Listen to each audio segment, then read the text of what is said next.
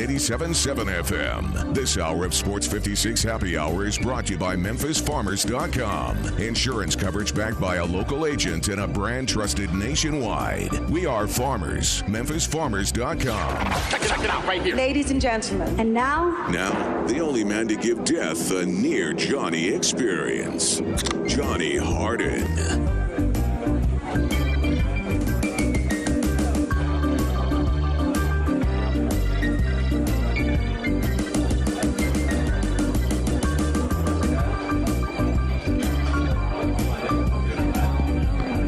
Does everybody know that it really is a Friday? I know days have run together, months have run together. We're at 86 days without real sports. Yeah, we've had some UFC. We've had a little bit of left turn racing is what I call it. But the real deal, Holyfield, sports, the top four, the footballs from the NFL to college to, oh my goodness, NBA now has a date when they are going to start to play. Hallelujah, hallelujah. It's not just Friday. This is a day that will go back. We will look back and remember. Do you remember COVID? Oh, man, COVID was the worst thing that ever happened in the world. And I'll be like, yeah, I remember. It was a disaster. But, you know, June 5th, Adam Silver manned up, got with the National Basketball Players Association, got with the owners, and they have come up with a resolution, and we will have basketball. The only issue, we will talk about it in the rundown, is, damn, so when the season ends, they're just going to get back to playing? We'll talk more about that, but thank you for tuning in to Sports 56 Happy Hour. You know your very good friend, Johnny Radio, and you know my very good friend, Gabe Kuhn. My man's producing. I am trying to keep up. You have an opportunity to drive just as much as either one of us. 67129 is our wonderful text line. And the thing is if you send 56JOIN to 67129, that's 67129 in the top, 56 join in the message, send that bad boy. When you get a bounce back, save it, and you can text the show into your heart's content. Plus, we're not only on AM with the original gangster, AM 560, we have Dose, 2 FM channels, one really early in the dial, just like AM, 87.7 FM. We're first on the dial in AM. We're first on the dial in FM. We're first in your heart. Plus, we got a new beautiful, I think. I love 96.1. It's the one I listen to a whole lot. Check it out. It's also on the FM station. And then don't forget Sports 56 WHBQ on Twitter, Facebook, YouTube, Periscope, and Instagram. Now, we have my man Russell Copeland joining us. Not just Gabe Kuhn in the first segment with the leadoff. We got Russell Copeland at 1:30 talking all kinds of stuff. And guess who we have at 2 o'clock, Gabe? Do you know him?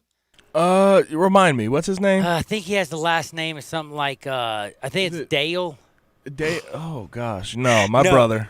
Mr. Alex Kuhn, by the way. And he is the brother to Dale, a.k.a. Dale, the original Gabe Kuhn.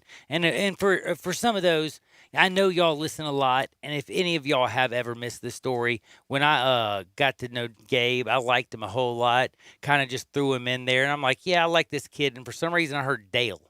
So I was just calling him Dale for 3 days, and he was so deadgum nice, he didn't even, never ever corrected me, or I don't even know if he noticed I was calling him Dale. And then me and him I did not notice. You didn't even notice. That's the thing. Usually I get Dave. But by the way, when I say Gabe, it's Dave. What did you think to yourself when I said the exact words to you? What the bleep is Gabe Kuhn texting me for? Isn't he done playing football?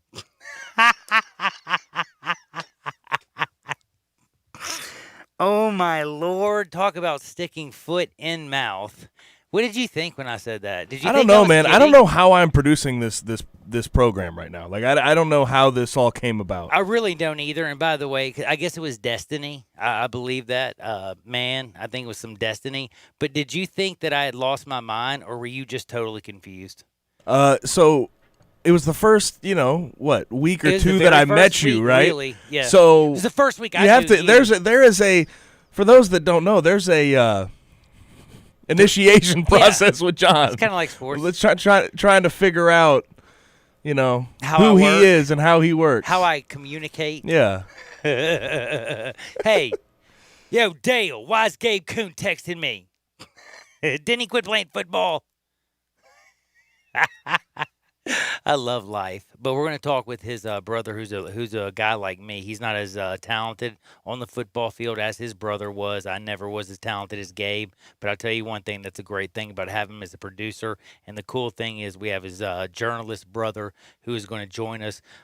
He's from St. Louis, but he is over there in the area. In Cedar minor Rapids. league. I was going to say minor league kind of heaven in Cedar Rapids. Also, there's some drama going on with the Iowa football program. We're going to actually have to get to some I see, some this is stuff with their something I strength don't know. coach, especially with the times we're going through right now with the racial inequality Of being course. being at the forefront of a lot of conversations. Some things we're going to discuss with him. Now, I'm going to be a pain in your keister, or I am going to be an educator, which some people may have said. But we're going to get to the leadoff. Then we're going to talk with Russell Copeland, Alex Kuhn, Hardin Wood, and it's Friday, dadgummit. It feels so good. Please join the program. Sit back, have a drink, and relax. We have made it, and we are going in the right direction. But I want to start the show off not right here with the leadoff. I want to play a song, and I hope when you hear this song, when you listen to it's Van Halen, when you listen to this, maybe you will understand some of the words that are about to come out of my mouth. Gabe, will you do me a favor and strike the band? Oh, wow. Oh, yeah. Wait a second, man. What do you think a teacher's going to look like this year?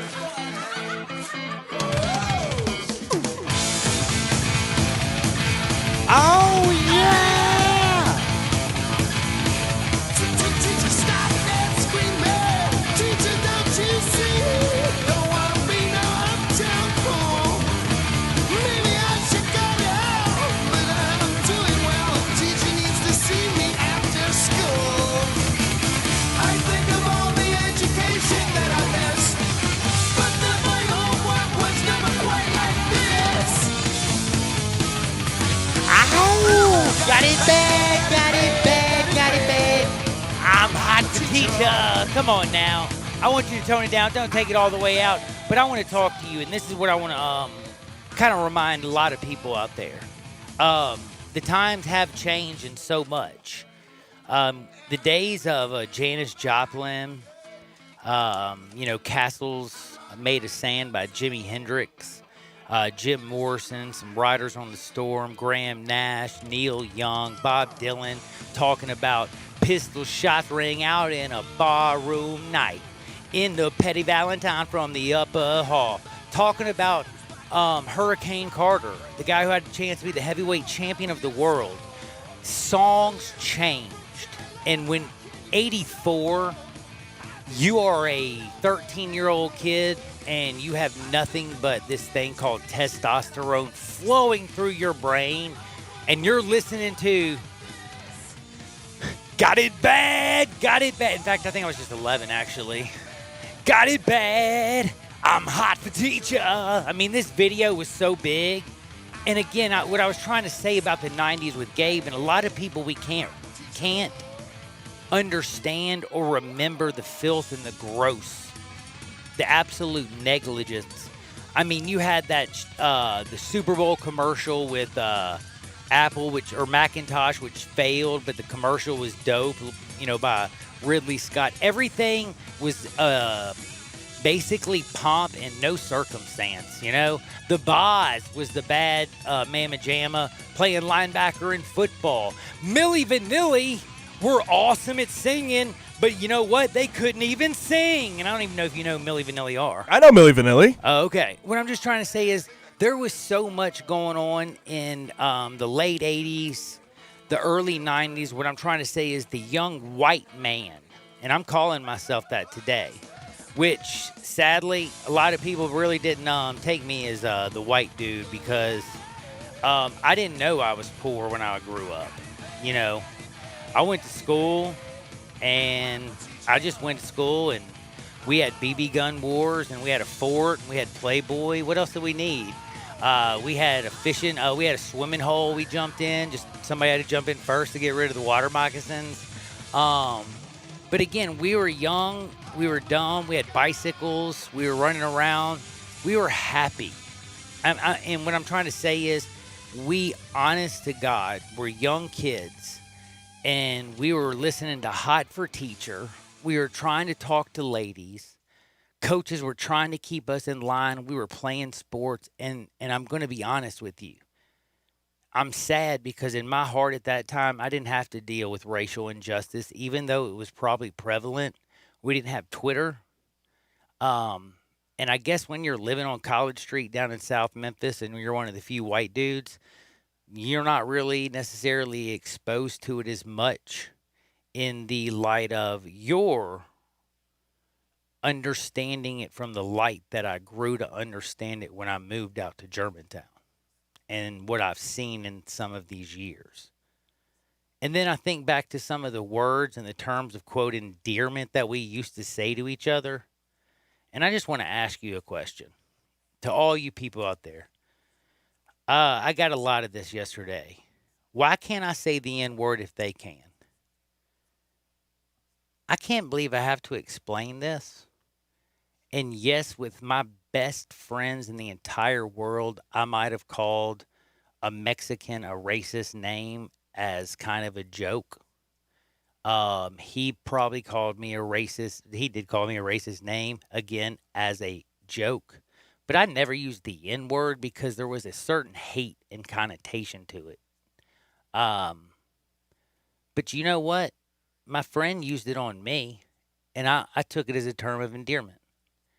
And there was something different. And I don't understand. If you can't understand the difference, that's where I don't understand. Do men have babies? No, women have babies. There are differences in this world, people. We're all people and we all want to have life, liberty. We all want to be able to have the pursuit of happiness. We all want justice. But right now, I want to bring up one small thing before I get to the lead. Everybody keeps telling me that companies are basically the new government and power. Money is basically the new freedom. Freedom and liberty and equality are basically goals that were written by, Benjamin Franklin and Thomas Jefferson and all these guys back in the day in Philadelphia. But today it's companies and money. And yes, we are technologically farther than we have ever been. But are we closer to nature like we used to be? Absolutely not. And I also want to ask you very, very simply to think about simple questions. The stock market hit heights that has never been seen before. 41.5 million Americans hit unemployment. I looked up the stats, by the way. How many people actually made money off the stock market? Percentage-wise. I got it broken down by literally. In fact, you have my phone, but I already know it by heart. I just realized I left it over there. It's broken down by white, black, and Hispanic. It's also broken down by families who make over $100,000 a year, families who make over $40,000 a year and less than 100, and then families who make less than $40,000 a year. And then it showed families who are in the poverty level, which I can't believe after the 40,000 we have to have another deadgum level because that just stinks. And when you go from a person who has over $100,000 and a doctorate, 94% of them have money in the stock market. You go to blacks, add them to Hispanics. And of course, I'm sorry they don't have their damn doctorate. I'm just using the whole thing. And it's 6.6. And you're going to tell me that things aren't like wrong or unjust? Now, to make you people who just continuously want to argue with me and bring up the flag or Drew Brees' rights and free speech, I'm going to go to the company, quote, the new government. So, I want to ask you, where's your Christmas bonus? Do you know how companies used to be back in the day? Did you know how sad this is going to blow your mind? I wish that I worked for St. John Proprieties. Did you know what they did? They made $10 million in profits in 2019, and then they took half of their profits and split all of them with the 1,004 employees. Do you not understand that if a company wants to grow, why don't you care about your employees? Consider what it would mean for them to actually feel like you gave a damn, that you thought about their family, that you thought their ideas or they could bring something to this instead of we're just a number and somebody who's punching a damn clock. You got to stop looking at people as a stupid number. I am so sick and tired of it. And if you want to look at it as a number, and all you people want to argue out there about certain things, it's an easy thing you really want to fix. Look what's happened. We went from 1950, 85% of companies gave Christmas bonuses. 2015, it was down to 35%. Do you know what it is as of 2019? 22. Did you know over 65% of those bonuses went to CFOs, CEOs, the C's, and almost half were what?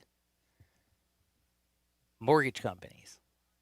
So how about the guy who's picking up your trash, or the police officer in the blue and white, or the social worker, or the man on the radio, and Gabe sitting next to me, or the football coach? How about we start looking at this country and valuing people, the employees, your neighborhood, and loving each other? If you want some serious change, and I'm just trying to take this away from a white and black thing and make it simple enough for all those people out there, especially the ones who are constantly have Republican and conservative all over their Twitter account, and they're talking about economic power and money. Well, if you're talking about economic power and money, tell me why the companies don't give a damn about their employees anymore. And if you don't think that that's a problem too, and you can't see where the anger and fervor comes from, we created more billionaires in 2018. I couldn't find 2019. This is a fact. You can look it up. We created more billionaires in 2018 than we moved people out of poverty into the middle class.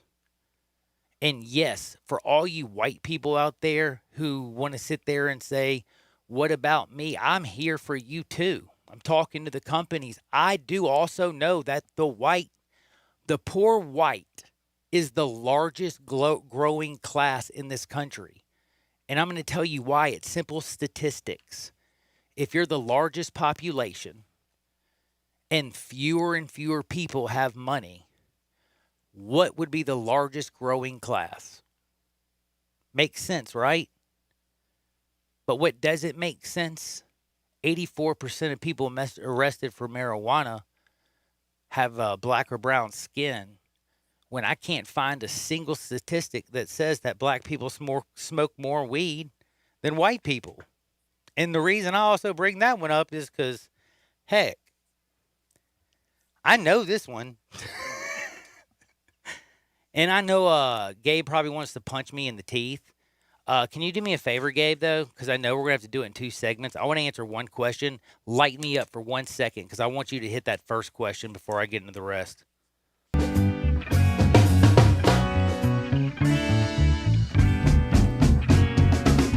We planned on an all-NBA leadoff in honor of a return to play being approved, but John, there's more. Hey, listen, there's more things going on in the world. I don't want to punch you in the teeth. Sorry. I'm glad you said what you said. It's really hitting people with truth. Now, do you think they got the company comparison, the Christmas for the most bonus? Part, yeah. Do you feel like you're? Oh, by the way, last thing I wanted to say is the mark of making a better country, written by Benjamin Franklin, was that a father can make sure, if at 35, because I think he thought that was actually old, that you know that you left the country better for your children and future generations than yours. Tell me right now, dads, how many out there think that your kids or your grandkids are going to be better off than you were? Answer that one. Sorry, Gabe. All right. We will get to see the Grizzlies fight it out pretty soon. Now, it's been approved by the owners. They're inviting 22 teams back. Spurs, Blazers, Suns, Pelicans, Kings, and Wizards, along with the 16 regular season playoff teams. There'll be 8 more regular season games. If either team's on either side or within 4 games, they'll be able to play in double. It'll be double elimination for the 8 seed, single elimination for anything after that. Now, I just want to ask, who do you think this proposal benefits the most? Unequivocally, I wrote down all the teams. We're going to talk about that in just a little bit more. We're going to talk about Durant. We're going to talk about all kinds of things like that. But I'm going to say a corny answer. I think it benefits the country most. I've never seen anybody, and that's why I wanted to answer this before I went to break to bring on Russell Copeland. I'm going to talk about, and I'll give you, I got Lakers 1, Brooklyn 2, Philly 3, Clippers 4, Portland 5, and I'll give you all my reasons. But I truly, truly believe that the United States of America is the winner in this one. Because July 31st, we're going to get to see basketball. And you know what? I truly believe by then there's going to be Chiefs all across this country. There's going to be, like that, what was there, Martha McSally out in Arizona. There's going to be strong people who are going to step up, and they're going to make a change. We aren't going back to the same peeps. And by the way, if you want to do Christmas bonuses, remember, I think you should take care of your damn employees. Now, next, real quick, Durant could be back for the playoffs. People are talking about the Nets might be one of the most benefited teams because of this whole thing. Now, being that he might be back, they're a 7 seed, they're 30 and 34. If Durant can play in some form or fashion, can they make a playoff run out of the 7 seed? Hail to the yes, he's Kevin Damn Durant. But the problem is his little Robin going to work? Kyrie had a hip issue, do you not remember? And Kyrie also has this, like, I don't know, he sucked in the Celtics. He sucked in Cleveland until LeBron came.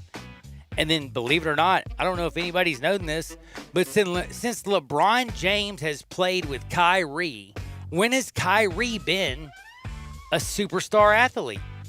That's right, he hasn't. So, Kyrie has to come back healthy.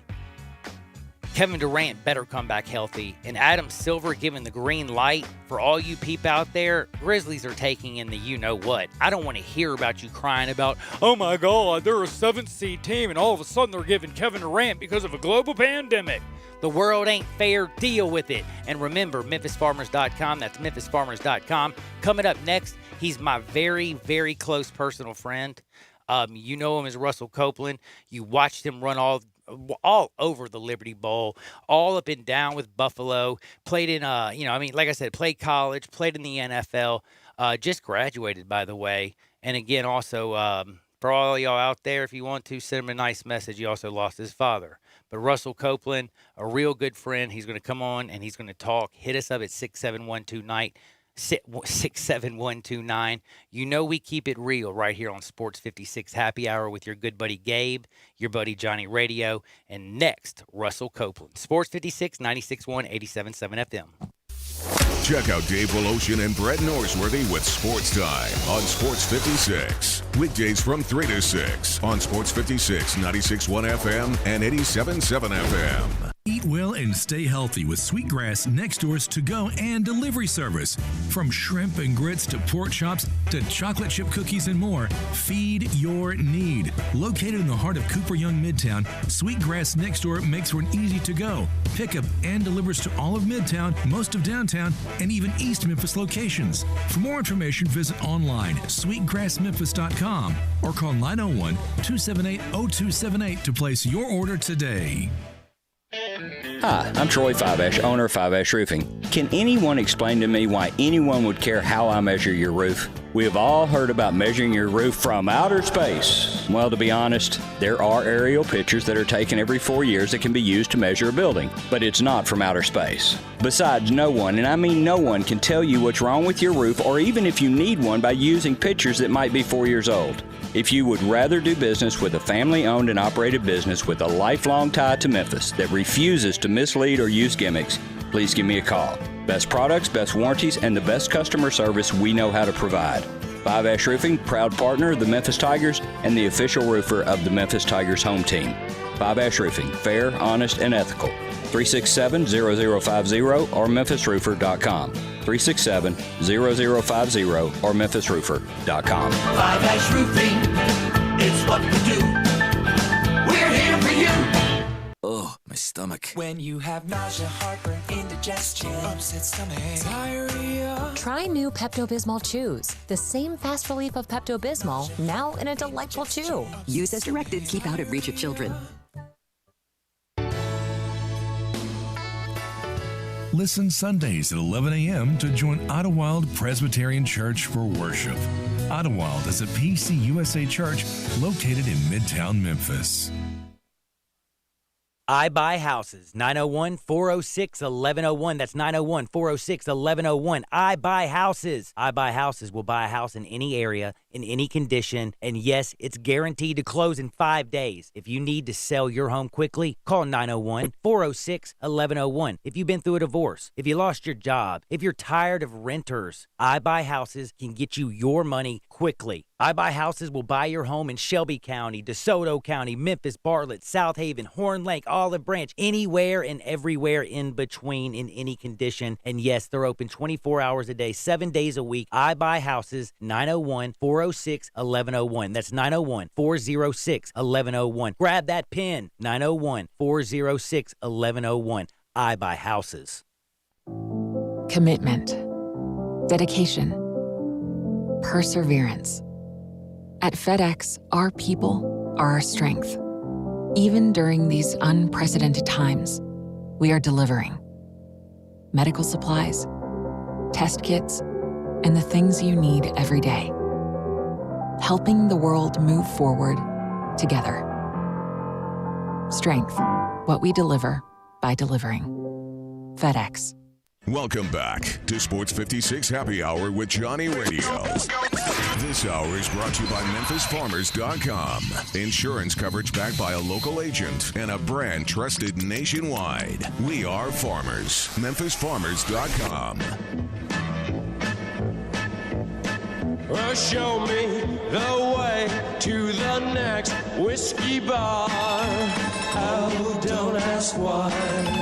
Oh, don't ask why. Show me the way to the next whiskey bar. Oh, don't ask why. Oh, don't ask why. For if we don't find the next whiskey bar, I tell you we're going to make it. You know why? Because we're moving in the right direction. I've been talking all week long, all week strong about everything. I've taken it from every which way, and I hope you keep bringing it. I don't care if we agree, if we disagree. I just want to talk. 67129 is the text line. Bring it up. We're going to rap about it.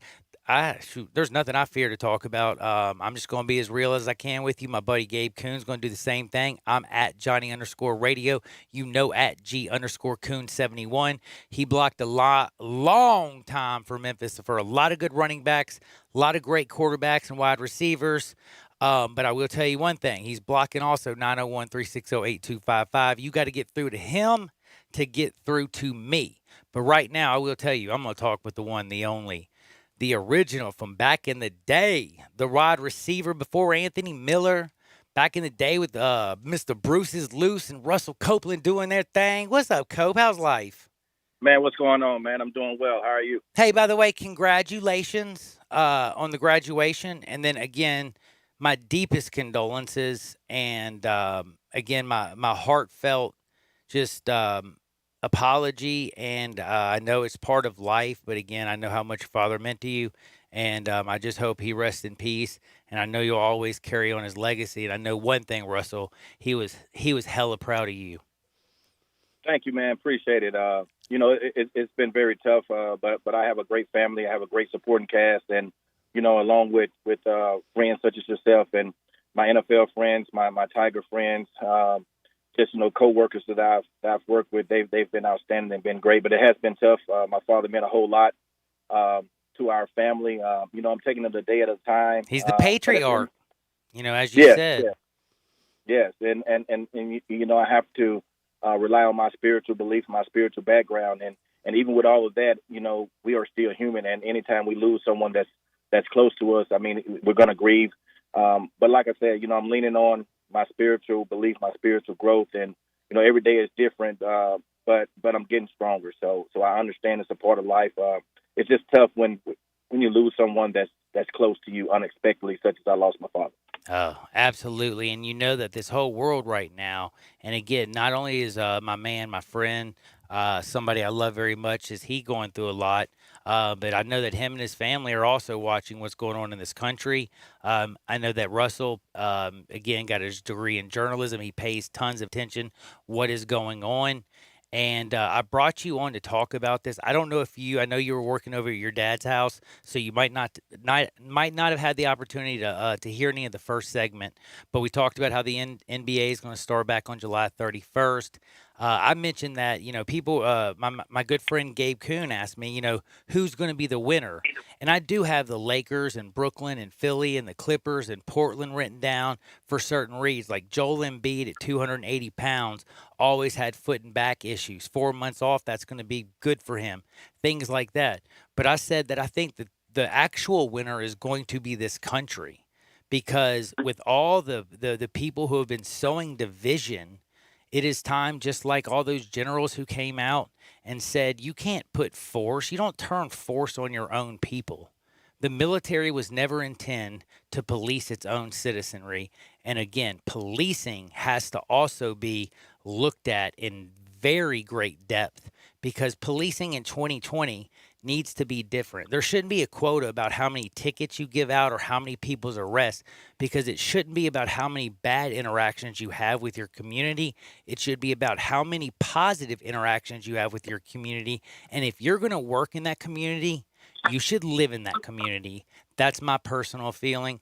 I also just wanted to ask you, though, Russell, am I on base? Am I off base? What do you think? Well, John, I think you have a legitimate point, but I think there's levels to what you said, and I think when I look at the policemen, I just know when I was growing up, firemen and policemen, the president. I mean, these are people that you looked up to, and I think the policemen are supposed to serve and to protect, and to protect. And I think live by example, and I can go in different facets of this, but I think when you look at athletes, I think athletes are supposed to be role models. They're supposed to, their actions are supposed to signify what they believe in, and I think it's for the youth and it's for everyone else that can look at them for what they come from and what they stand for. And I think policemen are even a higher standard than athletes. I mean, because these are people that are supposed to serve with you. And I think the things that have been going on, it's been going on for a very, very long time. I think, but when you look at 2020, I think I have a son that just turned 27 years old, and I shouldn't have to tell my son to be weary of neighborhoods that he jogs in, because of things that are happening as far as African black men, children, and women are being shot down, unfortunately, by the policemen and also by what I call vigilantes that are not being charged. So when I look at sports as, because the sports in the military to me are very similar, because there's no skin color. There's not where you're from, because everyone comes together for a certain goal. And I think even if you had any stereotypes about a certain group of people, when you play sports, when you play football, you're in the locker room, you live together. I think those stereotypes are easily answered, because whatever you thought about a particular group, racial group, you say, hey, man, it's not like this. When you start going over to some of your white friends or your black friends or your Mexican friends or whoever it may be, And excuse me if I'm using a term and if it's No, just no. anything. This is I'm just- this is what yeah. we're going to do today. We're going to be honest. We're going to speak. We're just don't Yes. even have to apologize about anything, Russ. You know, as far as me putting a tag on black, white, Mexicans, and things of that sort, that's what I'm saying. It's not been. Everybody knows that this is not meant to be anything to be rude or to make anybody feel small. This is to have an honest, open conversation so that we can actually go in a positive direction, direction. And there's one thing I'm going to shut up and let you continue because you're doing great. But again, I'm going to tell you, you talked about when I grew up, or like my father when he grew up, like people dressed up at Halloween as police officers. And now today, police officers are some of the lowest paid employees in in the United States. That's embarrassing. Police officers don't have to have a college degree, and I look it up. I have it right in front of me. All 50 states in the United States, 12 to 19 weeks are the police academies in each state. It tells which one, how long they are. In Germany, I'm looking at right now. Do you know how long it is to become a police officer in Germany? About 10 years, 15 years. Man, 139 weeks. They, again, now also, this is the other interesting thing over there that one of their, police chiefs that I thought about. Again, this is something we have to change. If you, like, in this area, in the Mid-South, you have 4,000 people pulled over almost on like an average or whatever I was reading daily. Well, that's 4,000 negative interactions. Why is it that, and I understand you can sit there and say, oh, well, you can't speed or whatever. Well, wait a second. You have the Autobahn over in Germany. They don't give out tickets, but any area that has a listed speed limit, every person that driving knows that's, quote, a residential neighborhood, and it's your job to be part of the citizenry and slow your butt down. Do you see what I'm saying?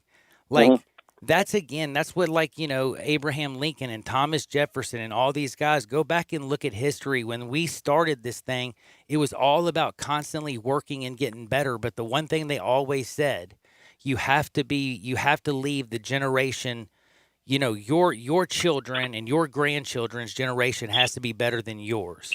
And I just don't think we've been doing that as of late. We haven't lived up to, what I truly believe, freedom and liberty is. We've gone into money, greed, and basically just, covering a blind eye to certain things for, again, corporate greed. And that's a sad thing.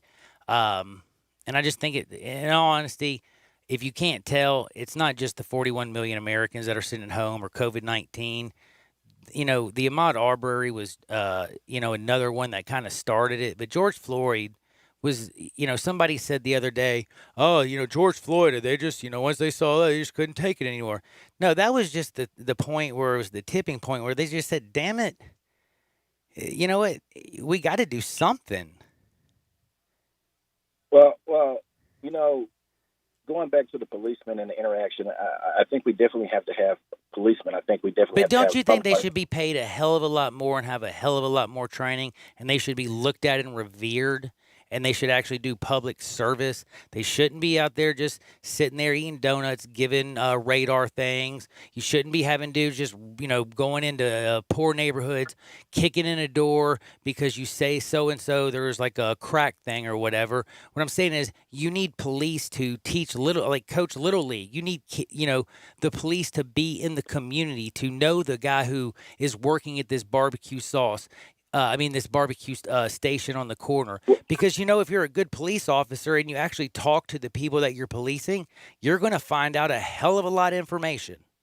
Well, John, what I'm going to say as far as the salary, that is for them. And I'm not the type that looks at salaries, but I do understand education. I do understand teachers and policemen. And from what I understand, their salary isn't where it should be. It's not. But I think there's bad apples. Because I can't say that there aren't youth football. I can't say that every policeman that is not of color it has racial tendencies, is prejudiced or stereotypical. I can't say that. But what I will say, as far as the bad apples for me, I think there's a higher standard. And I think Yes. it has to start with the hiring process, the human resource. It has to start with that process. It has to start with the chief of police as far as if you see anyone, such as the police officer that had 19, apparently he had 19 situations where he showed excessive force in it twice. If you're the police chief and you see that type of behavior, you have to sit down with your group of policemen and say, look, we're not going to have that at this station. We're not going to have, let me sit you down and say, this is what we're about and this is what we're going to be doing. And you have to take actions very fast and quickly. It has to get to the judicial system. It has to get to the mayors. It has to get to the governor. It has to get to that situation where we have district attorneys that look at these type of situations and say, listen, it should not take 4 days. Shouldn't take. There's no way it should take. It shouldn't even have taken that much time at all. Period. But then, I mean, you go back to also what we saw with the Ahmaud Arbery and the guys who, you know, that you rewind the tape back and see the whole thing. They used their vehicles to corner him like an animal, and then they got out, shot him, and stood over him and called him an effing N-word. I'm just sorry. That is just. If that's not basically a lynching in 2020, I don't know what the hell is, Russ. I'm sorry. Exactly. But you know, going back to Minnesota, you know, it should not take 3-4 days. But what took place is that you have the riots, and then things started getting violent. So for me, looking on the outside and say, hey, well, if everything had been quiet, everything had been okay, to me, it would have been just swept right up on the rug like it has been for so many times. Now, once you have your riots, you have your protests that started off as nonviolent, and then you start having things such as the looting, now you arrest a police officer. I look at the other 3 police officers. I look at what the police chief was able to do. The police chief immediately fired all 4 officers. For me to look back and say, if there's enough evidence to fire these police officers, whatever's in your handbook or whatever, I'm sure that the police officer has to be able to do something very detrimental, something for you to fire them. So you fire them. If there's evidence to fire them, there should be evidence to arrest them. It has taken too long to arrest all 4. Now it has come to light, but I look at the press conference and they say, well, it's going to be hard to prosecute these police officers. Why would you say that? It's not going to be hard to prosecute these police officers. You shouldn't even say that. If it comes to a point, it should be a line drawn in the sand and say, hey, enough is enough. They have to be able to, just like any other citizen, they broke the law. They did not wear blue that day. What they were just like anyone else that would take someone jogging or break into someone's house and beat them and kill them. This man was murdered, period. Because once you arrest someone, the danger is over. Once his hands was behind his back and he was set down, the danger is over. The suspect has now been apprehended. I don't care if he spits on you. I don't care if he gets loud with you. I don't care if it takes 4 police officers, 5 police. You put him in a squad car, you put him in a police car, and you take him to this station. There's no way that someone is handcuffed. And then now he's drug out of the police car, put face down. Why? For what? And then you put your knee to the back of his head, to his neck, and you have 2 other police officers sitting on his back. If that's not hog, hey, listen, that's again, we've all seen it. We know with the way he had his hand in there, and again, that's what it is. We're looking for justice, not injustice. Police officers know that they can't get punished. That is just one of the problems. But again, I want to bring up something, and I want you to listen. And I keep bringing up companies because many of my conservative Republican friends continue to come at me and say that there is absolutely no problem. There is no income inequality. You know, I've heard we've had a black president. What are you talking about? But again, I just want to bring up the stats. This is from Forbes, okay? We are right now, we just today hit unemployment at 20%. Do you realize that? Mm-hmm. So we have 28.5 million people that aren't going to get their jobs back. We have 41.5 right now who are receiving business, either furlough or whatever you call it, unemployment. Thank you. I couldn't think of it for some damn reason. You got that many people, 41.5 million people receiving unemployment. 28.5 million doesn't look like their job will come back after this is over. Okay, this is a huge crisis, right?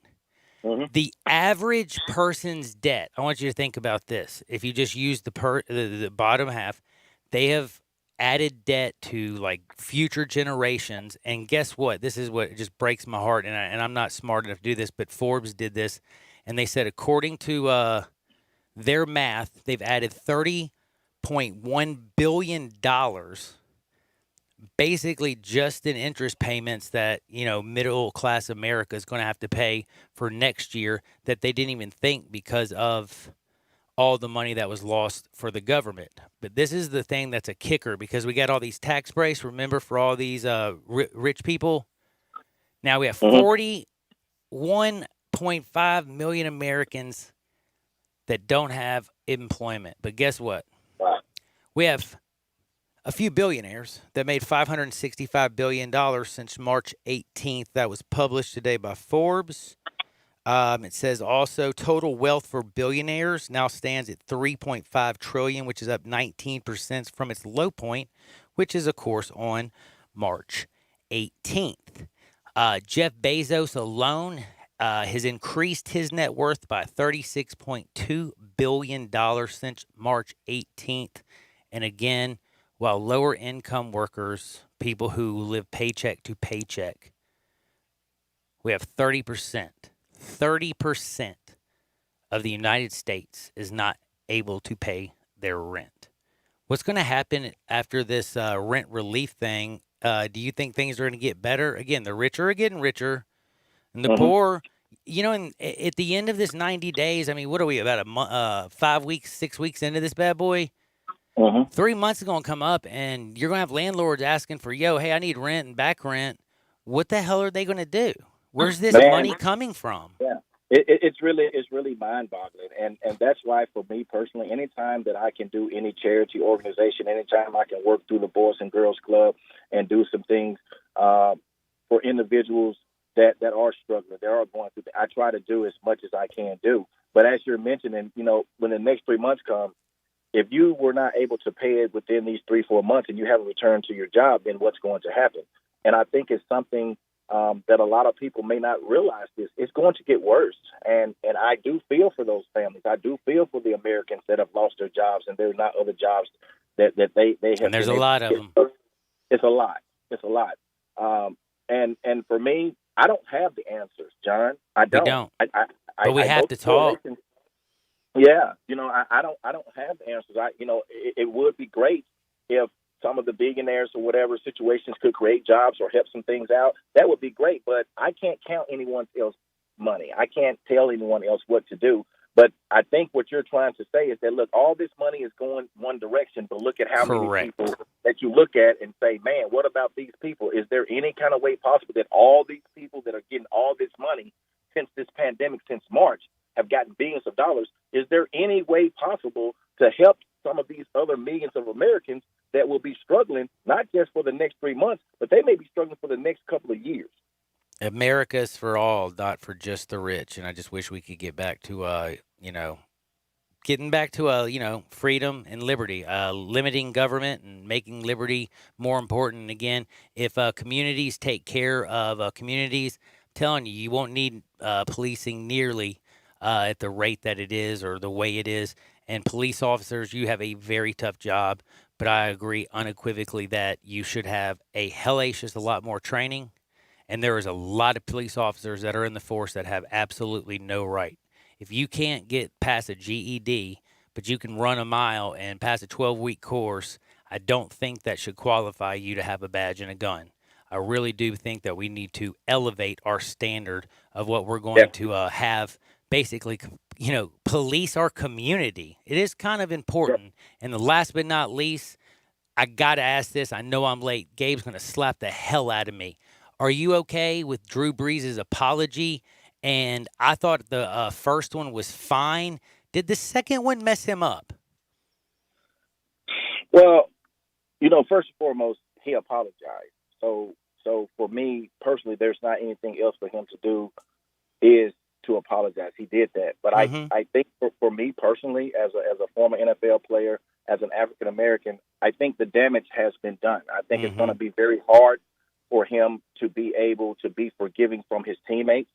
I think now, not X's and O's, but just from a communication standpoint, to get the trust from his players. Malcolm that's gonna Jenkins be very doesn't look tough. like he's very stoked to, I mean, he's looking forward to talk to Drew, but if I was Drew, I wouldn't be looking forward to talking to Malcolm. That's going to be very, very tough. The city of New Orleans, that's going to be very tough. And unfortunately for Drew Brees, I think he's done a lot of great things for the Yes, city he of New Orleans. has. I think he's donated a lot of money, and I think for this point in time, I can't give him a pass and say he didn't know any better because he did know. We can't look into a person's heart, to be honest with you. That's the hardest thing about life. We got to, make judgment calls, and we can't see into a person's heart. Exactly. I just know at the end of the day, what he said was insensitive. And for me, it's a platform, okay? It's a platform, and athletes, as I spoke about earlier, are held at a higher standard. And I think what he did the right thing was to come back and apologize. But at this point in time, the timing and everything that African Americans have been able to go through and what they're still going through, and these are your teammates, and you live in the city of New Orleans, and you've been in the wars, and he understands the wars, and he understands the suppression. He understands things that African Americans have went through when you look at the policing. I think sometimes we have to maybe not even comment on some things and just really thoroughly think about it. Because for me, when I look at the kneeling, it never was to me about the flag. Oh, see, you know what? I have to mention this to you right now. I doubt you were so busy. Last week I was talking, and I pray you didn't hear me and CJ talking about 3 years ago. And again, I tried to start the show off. I played, the song from Van Halen about the sexy teacher. Dun, dun, dun, dun, dun, dun, dun, late 80s, early 90s. I don't know what it was. It was just like making money. We had these crazy huge cell phones coming out, MTV. And again, I moved out from, South Memphis to Lexington to Columbus, from Columbus to Birmingham, and then came back to Memphis, and we moved to Germantown. You know what I mean? Like, so life was very different, and I'm in this whole MTV world or whatever, and it just didn't seem like there was a whole lot going on. And again, I look at my entire family, and again, if you look at my entire family, you know that, I don't even have to explain it. It's very... We are a beautiful, colorful rainbow of a family, I could say. But I don't think in certain terms, and I think that made me insensitive because 3 years ago, CJ was saying something, and I was thinking more in the terms of my girlfriend, Honey, and how she loves this country. And if you've ever gone and watching somebody become naturalized, it's one of the greatest things. Watch these people who become Americans, and you're just like, oh my! I mean, it's touching. It's their whole world. So, and that was just around the time that Kaepernick was kneeling. I didn't say anything like hell evil or just like, oh, this, he should do. I can't believe what he's doing. It's horrible. I just said, I just don't feel like he's Muhammad Ali. I don't feel like we're in the Vietnam War. I said I don't feel like Martin Luther King just was assassinated and he's out here with sanitation rights. My ignorant self said, and we just had Obama as president. I mean, aren't we going in the right direction, CJ? And after saying that and knowing that I said that, I'm not playing with you. Last Wednesday, watching George Floyd, watching Ahmaud Arbery being hunted down like an animal, I just flat out said, in the middle of my apology, I just couldn't stop. I just started bawling. You just feel so guilty because I was blinded to I was straight up ignorant to my own privilege. Well, John, just like I said, I don't think we have enough time to really speak about it. But this is what I'm gonna leave with, because I can go on and on about the situation because it touches my heart. But we're talking about 2020. Yeah. This is 2020, man. I'm not talking about slavery. I'm not talking about those 400 years. I'm not talking about the civil rights. I'm not talking about Jim Crow laws. I'm talking about in 2000. Now it's 2020 that we're still talking about this. We're still facing this, and we have made strides. Yes. How many presidents have we had?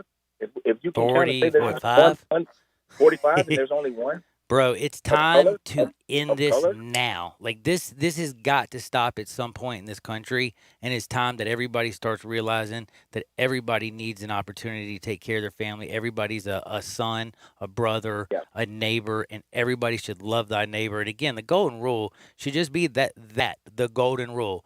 treat others as you want to be treated, period. End of damn discussion. I think we have to stick together, and everyone loves sports, and we've been kind of all over today. And we were talking about sports, and the NBA is getting back together, and that brings people together. Sports brings people together more than anything. And I think the country, all of us, we are a playing field, and we're all teammates. And until we can figure that out, I like that. Until we can get past that, until we can look at one another, not of skin color, but look at our actions and things that we're doing, we'll be better off. Will we get there? I believe we will, hopefully. But I think racial and stereotypes may be here for a long time. But unfortunately, when I look at some of these protests, and not the violent ones, because I do not stand behind that, but when I see the different races and I see them standing hand in hand and marching hand in hand, that's what it's going to take. It's going to take all of the races to say, hey, this is the way we should be treated. This is the way we want to be treated, and let's get an even platform. And that's what I'll leave you with today. And I'm just going to say one more thing. I got to say I'm much more proud of Gabe's generation, my children, your children, because you know what? They better than us, Russell. Definitely. Hey, be good out there, brother. Be safe, and I'll talk to you later, my man. I'll talk to you real soon. I love you, man. I love you, man. That's my buddy Russell Copeland. You know the Tiger, the legend. He played in the NFL for a long time. But we remember that man as being the man, the myth, the living legend, a Memphis Tiger baller shot caller. Like, he's up there with Isaac Bruce, Anthony Miller, all-time one of the best wide receivers we've ever had, and one of the best people I've ever been friends with. Now, so Gabe doesn't absolutely slap the hell out of me. I'm just going to say this. We'll be right back in 2 Shakes with Alex Kuhn. Thank you so much to Chad Gallant at MemphisFarmers.com. This is Sports 56, 96.1, 87.7 FM. Is in my head. There's a new commissary in town in Collierville. Germantown Commissary is doubling. Yeah, they're still going to have the old Germantown Commissary by the tracks, but now there's a huge new Germantown Commissary in Collierville at Poplar and Houston Levy Road. It's huge, too. There's a drive-through. There's plenty of parking. No telephone pole to get in your way. A cool patio. It's right by the track, so the tradition continues. And this is a tradition that's been around forever. That commissary is famous for hickory-smoked, slow-cooked Memphis-style barbecue. They've got a private party room at the new one in Collierville. Self-catering still continues. Party packs for $5.95. Basically, the great ribs, the great pulled shoulder, the great deviled eggs. Everything is there in Collierville and Germantown now. So there is now a Germantown and Collierville style of barbecue. It's called Germantown Commissary. Do you get into bed and find your mind still going? If so, try ZzzQuil Pure Z's liquid melatonin. It's made with an optimal level of melatonin for no next day grogginess. Pure Z's liquid melatonin, because sleep is a beautiful thing, at stores now. Family Leisure's here to make staying at home more enjoyable for you and your family this summer. Complete pool packages starting at $15.99. 24-foot pools only $19.99. 4-person spas starting at $19.99. Swim spas starting at under $10,000. We are offering contactless purchasing, deliveries, and curbside pickup. Give us a call to schedule an appointment or to place an order. Stay safe with Family Leisure. Summer is open, and Lowe's has everything you need to create backyard memories all season long. A new fire pit, tents, and some outdoor gear means camp is on. Build a fire pit yourself with wall blocks starting at just $1.38. Download the Lowe's app and find everything from tents and lawn chairs to Yeti coolers and drinkware starting at just $24.99. Make summer at home the best it can be with Lowe's. While supplies last, contiguous U.S. only. Selections vary by market. Brian Elder's Roofing Solutions. Chris Price here for Brian Elder Roofing. The storms we've had over the past several months have been devastating to our communities. The rainy season is ahead. You may have not even noticed the dripping in your attic, water stains throughout your home, or even worse, mold and mildew. Please call Brian Elder Roofing and we will send out our project managers to assess any damage. We will not try to sell you a roof if all you need is a repair. We will measure your roof from outer space. 0% for 60 months, even no payments till 2022 are available with approved credit. If you've noticed missing shingles, water stains, leaks in your roof, Call us before you call your insurance company at 867-0303. That's 867-0303, and we will provide a free, thorough inspection of your roof's condition. Call 867-0303. Brian Elders Roofing Solutions. Hey folks, I'm Jarrett Carter. My family recently purchased East Memphis Ace Hardware at Quince and White Station, and we're excited to offer the best selection of Big Green Egg and Traeger grills. And then don't forget about our Benjamin Moore Paint Studio and the Garden Center for flowers. Save 60% with our new Duracell key fob replacement program. We have a master locksmith service as well as glass cutting and screen repair. The East Memphis Ace Hardware, located at Quince and White Station behind Three Little Pigs. We are Sports 56 WHBQ Memphis, WIVG-FM Tunica Memphis, and WPG-FLP Memphis, Flynn Broadcasting Stations. Welcome to Sports 56 Happy Hour with Johnny Radio.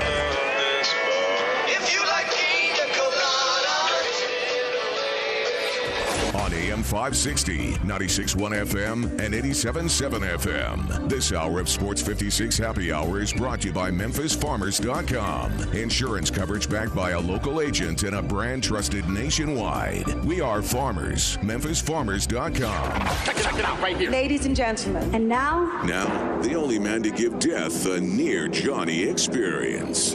Johnny Harden.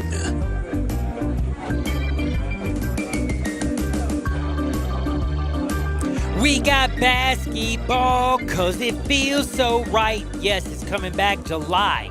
That's right, 31st. It's the end of the July, but you know what? Still coming back. And guess what? They're talking about coming back like a month after the end of crowning the Larry O'Brien champion. Can't come back that soon. And if you're smart like me, everybody who listens to Sports 56 Happy Hour with Johnny Radio is a genius. Just like Gabe Kuhn at G_Kuhn71. Genius. Just like, no, not me, but I'm here at Johnny_Radio to hang with you. But if you really think about this, go ahead and take this the opportunity to move the start of the season to Christmas Day for next year. That's what we are. Like, in my heart of hearts, I still consider, I don't care, I know the games are played, but it's like my heart does not even feel part of the National Basketball Association until Christmas Day. For some reason, mistletoe, getting drunk on milk punch, looking at Santa Claus and watching kids open papers makes me want to watch basketball, baby. And good games. And they're good on games national on Christmas. television. Yeah, but that's the whole thing. But does not that feel like almost MLB's opening day? I know Christmas is a huge day. Don't get me wrong. What I'm trying to say is, like, NBA opening day is like a MLB opening day with you got 162 games. Nobody really cares. But that first one at your home, everybody and their grandmother is going crazy. The place is packed. Oh, gosh. At St. Louis, people skip school. Oh, it's so much fun. All types of stuff. Could you imagine if you use a horrible thing like the global pandemic to go ahead and do what's already needs to be done, which would be right, and make the start of the season like, the best three teams on Christmas Day, and then you got, the guys playing, the day or two after that. But start the NBA on Christmas Day, and that way they don't mess with the college football season, because I ain't gonna lie to you, the only time I've ever felt like I work at this job is when I have to pay attention to the NBA during college football and the NFL season. I'm like, the NBA right now, in November and in December, who cares? You know what I'm saying? Like, do you not have the same feeling as I do? You know what? It doesn't even matter. Why don't you be quiet? I'm going to ask your brother. He's got a better opinion than you. All right. Golly. All right. No, it is time. I'm so blessed. I have Gabe Kuhn with me all day, and I'm so stoked because now every Friday I bring in his brother Alex Kuhn. And Alex, I don't know how long you've been on the phone listening, but I'm just kind of wondering, what do you think about what me and Gabe have been talking about, or did you even hear it? What you were talking about. So the NBA starting after Christmas Day is what you're asking? Yes. I want the NBA to somehow use the global pandemic as, hey, you know what? We've kind of needed to do this for years. Let's go ahead and start on Christmas Day. what's the point of the NBA before that? Like, I'm sorry. I know I'm talking in a very strictly NBA city, and I need to I'm with you. realize. But like, I say this about Major League Baseball. If they can ever come to an agreement, which is looking less and less likely that they're ever going to do, 162 games is too long. And I understand owners are not going to want to cut down on the number of games because that's revenue in their pockets, but I'd be all for it.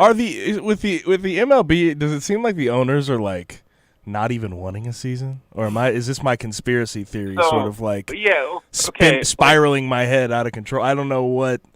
Here's what they're looking at. They're looking at the fact that they have to play a full season. They're worried about a second wave of coronavirus potentially shutting down the playoffs. They're worrying about losing money. And then also, we're looking at some of these leagues coming back. They would have to, the earliest that we're looking at them possibly coming back would be early August, realistically, if they were to come to an agreement tomorrow. And the owners have already said they ain't playing no postseason baseball in November because they ain't going to give it. Well, Jeter's Mr. November, and plus they don't want to compete against the football. Yeah, they don't want to compete against football, but also the NBA playoffs and the NHL playoffs. Good point, yeah. It's looking less and less feasible that the MLB will have a season, which would it would be detrimental to that league, and we've laid out why that's the case. Now, do you want to know the thing that's kind of really funny? Do you know what the MLB made last year in revenue? Do you know the real number? Because I don't know if the books are open. I don't have the number in front of me, but no, I have not. I have what the MLB. The books are not open. What they reported. I have what they reported. They made $10.2 billion in revenue. The owners. It's not enough. It's not a bad damn year, yo. Is that a record? Man. Is that the most in the history? No, they've been averaging 9.8 billion, basically 10 since 2015. Just think about how spoiled these owners are, in the sense that there's 1 year where they're worried about possibly losing money, and they are completely crapping their pants. They're completely wetting themselves over this. Like, what other business owner gets to say, no, we only are going to agree to something if we know we're going to make money? Like, does any other business owner get to say that? I think it's very telling about these owners that they take that approach. And then again, like both sides, though, in my opinion, at this point, like every offer they've sent to the other side, it's just like the most unacceptable offer. Oh, yeah. Like, I mean, the counter for 114 games, the owners are like, no, I can't do, like, that's not even okay. I can't do that. It's not feasible given the situation. It doesn't seem like either side's going to budge. I hate to say it, but I'm not right now looking at a situation where I think there will be an MLB season. Now, there's more important things going on in the world right now, though. There sure is. What did you think about Drew Brees and then the subsequent apology that he stated? So yeah, I've been on the fence about this. There's a double-edged sword because you also probably read the Yahoo transcript, didn't you? Yeah, the original statement that Drew Brees was insensitive. Like, I don't think that in a time like this, not realizing what's going on with all the evidence in front of you, with all of this going on, to say that when you've been in a football locker room for 30-something years, it's insensitive. Like, there's no question about that in my mind. It's not even controversial at this point. Now, the apology is something different. I hope felt very heartfelt. It's heartfelt. I hope he can learn from it. I really do. That's my hope in all of this, that he can learn and empathize. Well, this is where I want to ask you, because this is where I've been struggling the most. And I'm glad we're talking about this. Three of us, we all got journalism degrees and all this good stuff. And we're not supposed to be part of the story, all kinds of stuff. Journalism is constantly changing. I once told a teacher that there's no way in hell the newspaper's going to die because I don't take my phone into the You didn't believe in Twitter at first, though. Yeah, I definitely didn't believe in Twitter, so I'm doing really bad at this right now. So, but yeah, I'm doing terrible. Hey, you caught up. You're good. But I don't find, like, here's what I guess I'm bothered about. A lot of people, like Drew Brees, if we want to make this a perfect world, when the reporter asked the question, he should have looked back at the reporter and said, "You're a little off base. I don't see how this right now is like a moot point. I mean, this is just like why are you bringing this up? This is, you should have brought this up a while back ago, or, whatever." But I hate to say this, Drew Brees being rosy, happy Drew Brees is like, here's an opportunity to let me tell you about my grandfathers and tell you about how much I love America and the flag, and I'm going to bring the country together in some unity. And again, it looks so damn insensitive, but it's also, I think, BS journalism when you don't show the fact that he didn't ask a question about George Floyd. I mean, he did ask a question about George Floyd, and he answered the question about George Floyd, and you don't see that.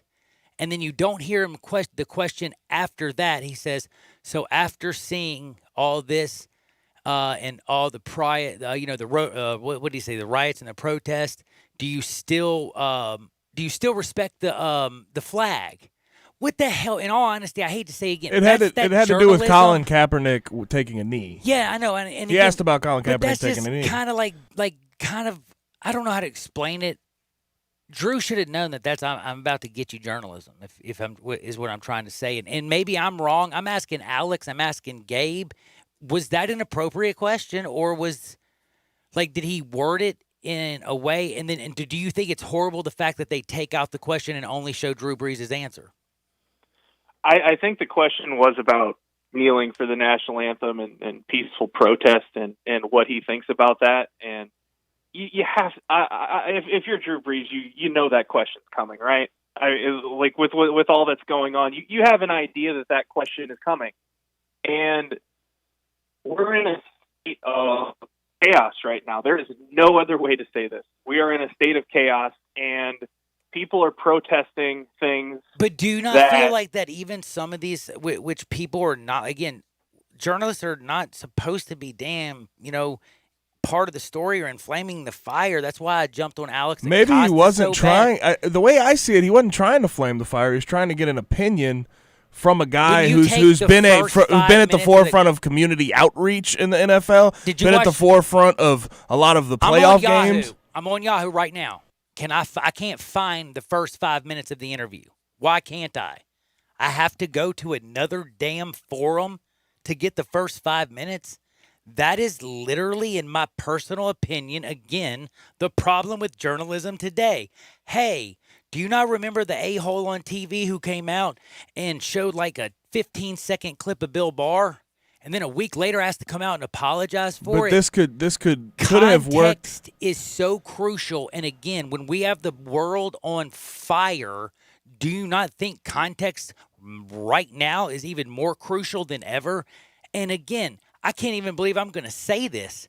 Stephen A. Smith even came out and said, I feel bad because I feel like Drew was set up. Damn. Now, he chastised the hell out of him, went after him, saying he's smart enough, knowing that he shouldn't have answered that reporter's question, blah, blah, blah, blah, blah. But again, I have been on the case for so many of these people out there who just want to be first, who just want to be agitators, and don't want to do anything when it comes to telling the truth. And if you want to be a journalist, inform your citizens, so you have an informed citizenry and they can go out to the polls and vote and know what the hell they're voting for. Because realistically, like Ice-T said, man, there's one country, one bird. It takes two damn wings, a left wing and a right wing. So don't call me a liberal, don't call me a conservative. We're just one damn bird flying in this country, and we all got to come together.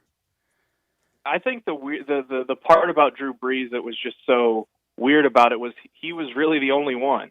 The apology the second apology was what made it weird for me. I thought after the first apology, it was over with, done with. I thought the video apology last night was what freaked me out. Well, and ultimately, it's going to be about how he's received by his teammates, because his teammates now behind closed doors. I don't know if you saw Teron Armstead. Should I watch Malcolm Jenkins, man? Dang. Yeah. Teron Armstead, he came out and said, I didn't comment on this directly. I thought his comments were insensitive.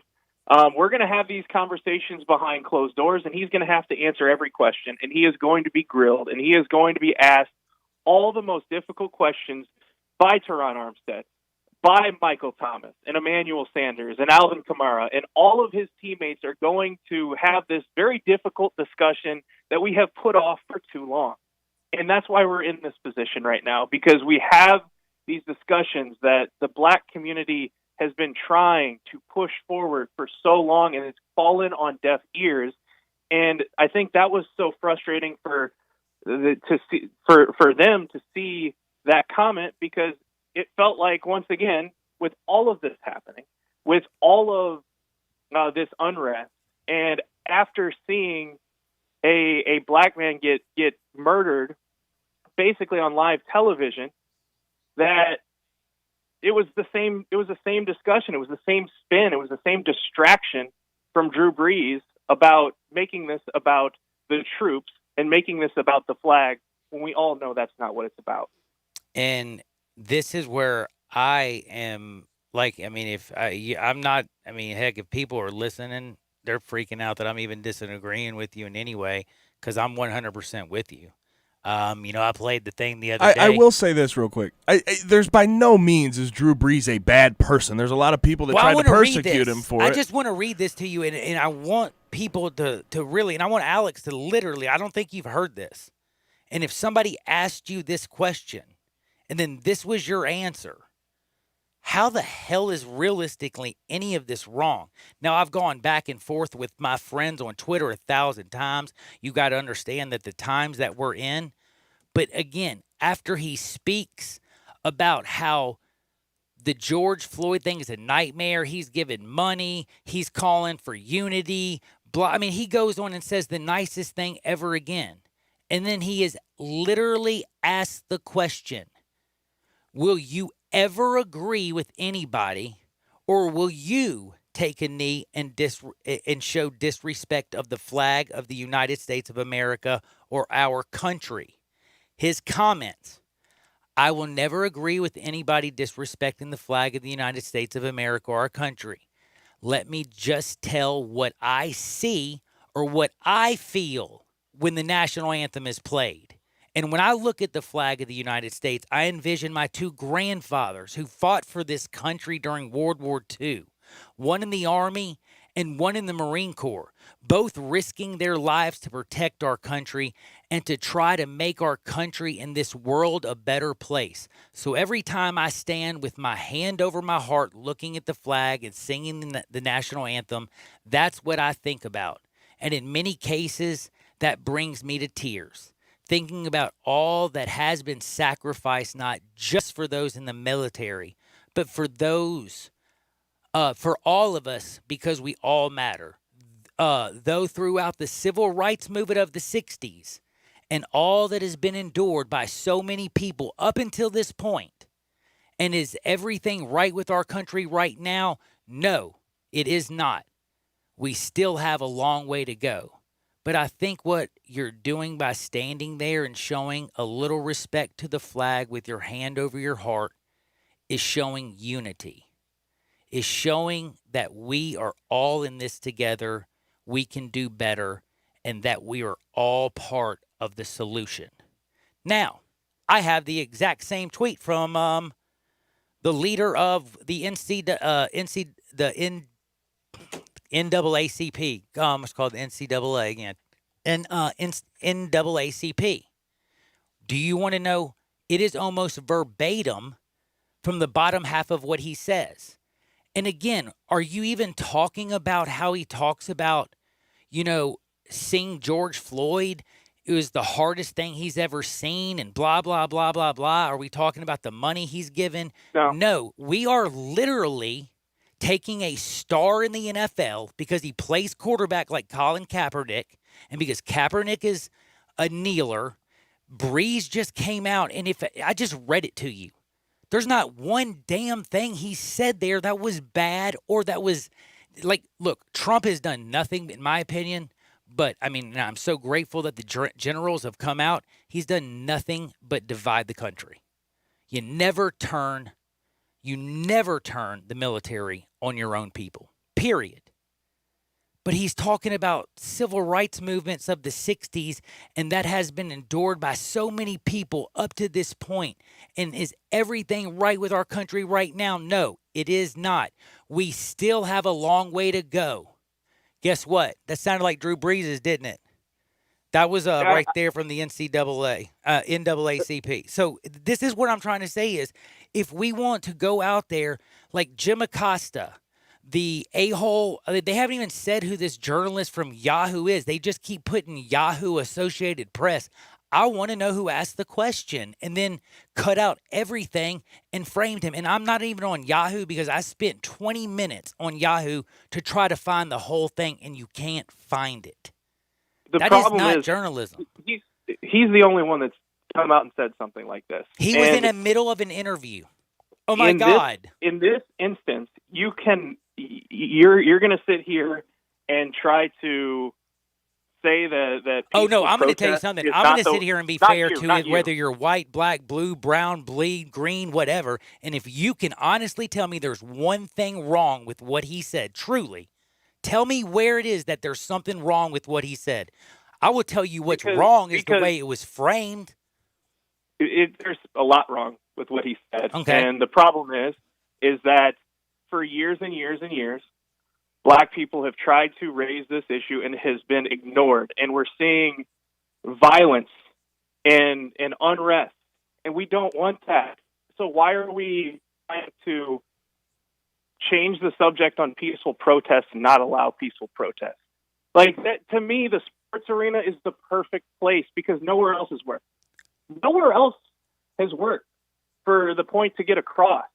And I'm just, if you have a platform, and this is what's happening in college football right now, because for far too long, we're seeing college football players have to conform and not speak out and kind of just keep their mouths shut about all that's going on. And I think they want to be beacons of hope for their communities.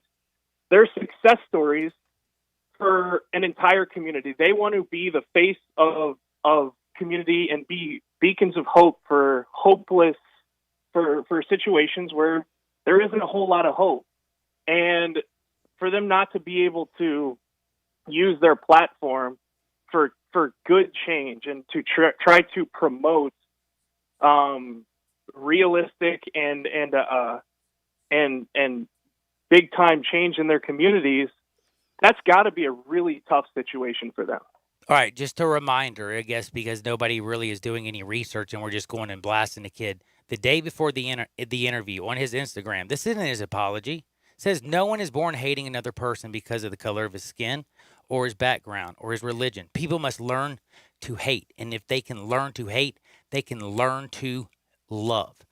Again, the guy goes and does an interview which he thinks is to bring unity. It's like I almost feel like I'm talking in another language. There's nothing wrong with what he said except for the fact that he didn't acknowledge. The question was about Colin Kaepernick peacefully kneeling, and he did not acknowledge the fact that he understands why he's peacefully kneeling. That is not the question. Again, I have the question right in front of me. He doesn't bring up Colin Kaepernick once. He goes straight from George Floyd was killed at the hands of a Minneapolis police officer last week. And I want to know, are you, he asked him, and that's why he says, I will never agree with anybody disrespecting. He says, are you still going to agree with anybody disrespecting the flag? That is the verbatim. I'm looking at it. I don't see Colin Kaepernick in the whole damn thing. If you find Colin Kaepernick, show it to me. And that's what I'm trying to say. If we want to bring the country together, we can't lie to each other. I mean, bad journalism is bad damn journalism. And listen, I understand. I went on air. I went on Twitter, if you didn't see, arguing with people about why they're upset and defending why people are upset with Drew Brees. But I also went on and said, it is sad to me Kaepernick's protests from a few years ago, and obviously they were always about police brutality. And now it's coming back to the fore, and a lot of people expect that we will see players kneeling again. if and when the NFL season starts. I'm curious how you think the NFL will and should respond to that. And of course, you're such a leader in the league. What is your responsibility as a leader in times like this for the rest of your teammates and players in the league? Well, I will never agree with anybody disrespecting the. I don't mean I to be still don't like. hear anything wrong, and I heard what you said about accounting. Now it's right. But I'm just telling you, the question was about Kaepernick right in here. the protest. No, it really. I mean, okay, that's fine. You can say what. Like, listen, again, I am here to defend everybody, and why don't you play what I played and I wanted you to play right now, which is basically like the fourth tweet from the lady yesterday, where all white people should hear this because it basically proves my point. But again, it's kind of like, hey, you got a KK dude, a dude who literally is a member of the like Aryan Nation to the right. Or you have a guy over here to your left, and you know what? We're going to put the whole world and we're going to chastise and kill this other guy who he was trying to say something. Listen, I told you 3 years ago I made a mistake. People are allowed to make a mistake, and then they're also allowed to apologize. But when you come out there and you literally start adding fake things to it and call this person so stupid and insensitive. I loved what Malcolm Jenkins said. People are talking to him. But again, I definitely, out of all the people in the country right now who is public enemy number one, I'm going to laugh my ass off that is Drew Brees. Well, the thing with Drew Brees is that I've said, and you asked me how I felt about it. I do, as I said, think that this was a learning. Hope it was a learning experience. I really do. That for everyone, he will now listen. Yeah, he will now listen to his teammates and empathize more. And that's my whole point in all of this. That is my hope, that this can be a success story. That this can be a time where he says, I never thought about it that way. Because the best thing that we can do throughout all of this is learn. And agree. And this is what I wanted to say, because here's exactly a quote I have. There's nothing different than Drew Brees, the KKK, burning crosses and lynching people. He is a symbol of hate now in the NFL and for U.S. history going forward. That's insanity to me, people. Absolutely, 100%. That's ridiculous. There are a lot of people out there. We've got to realize there are a lot of trolls out there. You guys know this. You guys do a 2-hour show every single day. You know that there are people that are going to sit there and spew nonsense. True that. And try to get a rise out of you. Pretty good at it. And try to drag you down to their misery level. And we have got to try to avoid that. Because I hope that cooler heads prevail. I hope we can have these types of discussions and civil discourse can come back. Because for far too long, it has been gone. I'm right. You're so right. You're so right, Alex.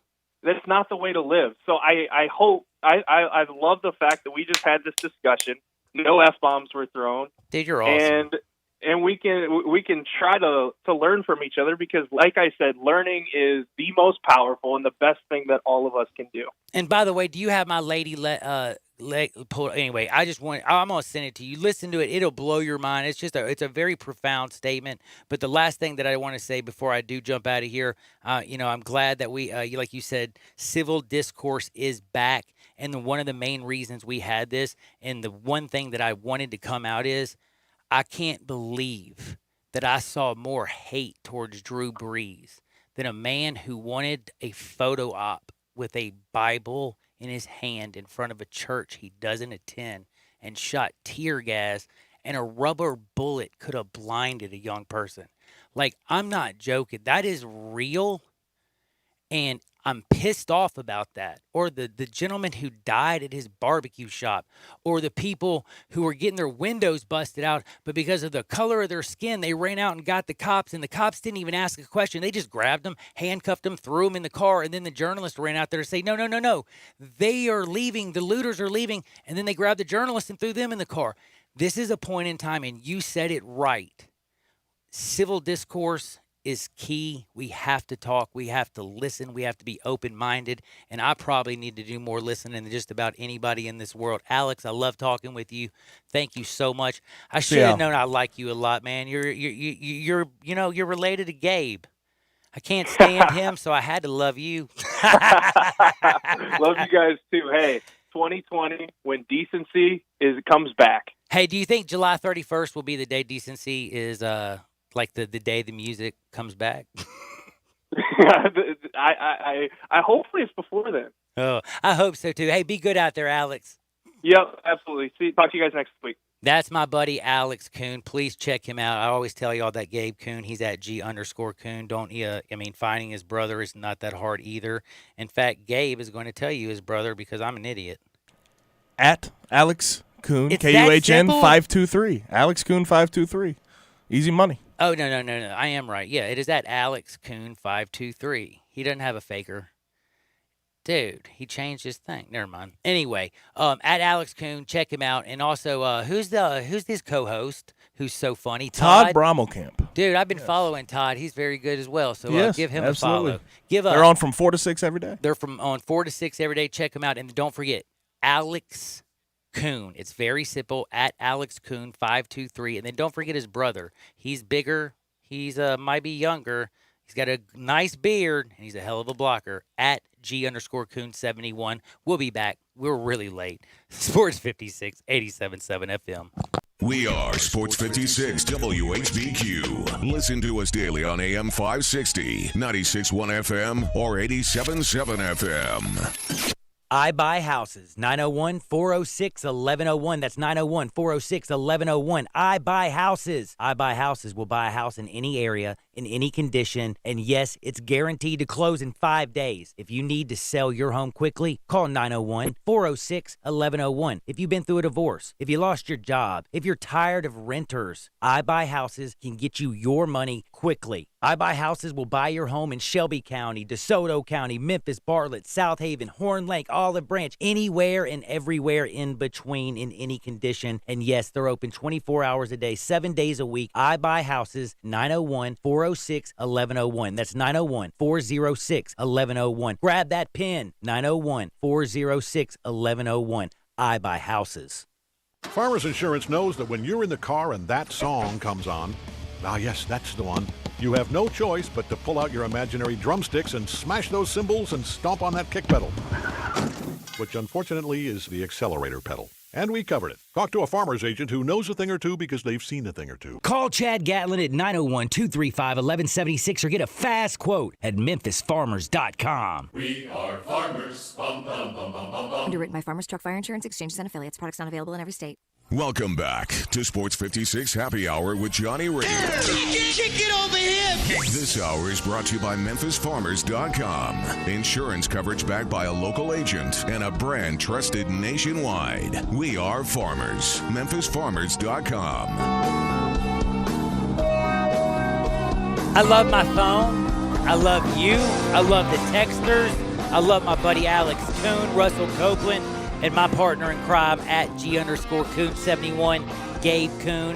And I love all the people that support this show. And we've been having a lot of fun. And I got one from a good buddy of mine who's on Texter. Two people, Joey Chioza Joey, whatever, Joey Chioza, and Billy Howard, who I know very, very well. And Billy just sent me, what the bleep? You argued with me for 13 hours. That Drew Brees was insensitive, and I just listened to you for 15 minutes argue for him. You're making me want to shoot you, John. Don't shoot him. And what I'm trying to say is, no, I agree with everything I said to you, Billy, but I also agree with what I was saying to Alex. I just feel that we have got to, if we're going to put people on a stake, and if we're going to stake them, can we make them realistically a bad person? I guess what I'm saying. Yesterday was enough. We had enough talk about it. He did his apology. It didn't feel like, I don't truly believe, I don't know 100%, but I don't think that Drew Brees is going to go put his knee on anybody's neck. I don't think he's going to murder anyone. I think he's a pretty good dude. I don't know his heart, but I believe this. And I think he just made a mistake, and we are all human beings. I'm not Christ or Jehovah or whoever you believe. I can't walk on water, and I'm definitely not going to cast the first stone because, man, I live in that glass house, if you know what I'm saying. He's a good dude, and he's going to continue to do his community outreach. There's Correct. no doubt. But that is something that he's going to have to address with his teammates, like Alex brought up in the last segment. He's going to have to talk to them and have an open forum, open discussion, and that will be that. And now, but do moving you not forward, feel, I think it'll be fine. Do you not feel, though, that it's been a huge disservice to make Drew Brees the face of evil on every channel? I think there's some people taking it too far. Absolutely. And I don't think he should be a face of evil. He's a face of good in a lot of most circles. Shocked. But what he said is just one of those things right now where you cannot say that without acknowledging the other side, and that's the only thing. When you look at what he said, I agree with what he said. If he feels that way about his grandparents, when you're more outraged about Derek Chauvin than when you're more outraged over George Floyd. No, listen, I had a guy yesterday who did not know the name of the officer, but was dog cussing me to Drew Brees, and you know what I did? I said, you know what? This is the drop the mic moment. I'm leaving. Peace. You don't even know Officer Chauvin's name who's going to go to jail. Please, you're out here dog cussing Drew Brees. I don't want to hear it. Again, I'm not saying that Drew was wrong. I'm saying this is America and we all make mistakes. Can we realistically hold those who are accountable and literally put them to the flame? And those who make a little mistake, forgive them. And if it's heartfelt and honest, again, like, am I a horrible person for 3 years ago? Yeah, my question is, 3 years ago, I have admitted, I will come in there unequivocally. I know for a fact what I said was wrong. Am I a horrible person for the rest of my life now? No. A lot of the people that matter in Drew Brees' life right at this point, his teammates, have said, I forgive you because that's what I'm supposed to do. I need to forgive you. We need to have these discussions. So all these other people on Twitter, in all honesty, are pretty irrelevant to the conversation. But it's not just that. It's like, okay, ESPN right now, what are they doing? Talking Drew Brees. NFL this morning, Drew Brees. CN bleeping in Drew Brees. I'm watching my girl Gail King thinking I'm going to get the eye-opener at 8, and the eye-opener is supposed to be great, and it's always fun. It makes me feel good. And then I hear racist Drew Brees. I'm like, dude, I thought his comments. Gail called him a racist? No, not him. Well, actually, God. I think she might have read it. I No, can't remember. there's no. They he is literally not said the racist comments made by Drew Brees, and they literally said he's backpedaling like so-and-so's going to tackle him or something. I mean, it was like one of those stupid things. Again, what I'm trying to say is I love this country. I watched a man die. We have police like Ahmaud Arbery yesterday. I guess you know why I'm so mad. I think Drew Brees' comments were insensitive. Move on. Do you know where I'm damn pissed though, Gabe? Did you hear the cop talk about the Ahmaud Arbery case and the extra video and how they trapped him in with their cars and then they got out and shot him and then stood over him, called it I mean. That's where the rage should be. Not about the quarterback for the Eagles who made a mistake, but in all honesty, his intent, I believe, yes, I know the road to hell is paved with good intention, but I think he was trying to unify New Orleans. That's why he was out speaking. He is not an eloquent speaker like my man Killer Mike. Is he a man of privilege? Absolutely. Him being white and also playing quarterback and then talking about the flag with Colin Kaepernick, I said yesterday, stupid. You should have said, no, I am not going to answer that dumb question. But I sure as heck today, when I turned on the TV, didn't think the eye-opener at 8 was going to be Drew Brees as a racist. And I guess I must be smoking crack, but I thought it was about these horrible officers, the 3 officers that weren't charged have finally been charged.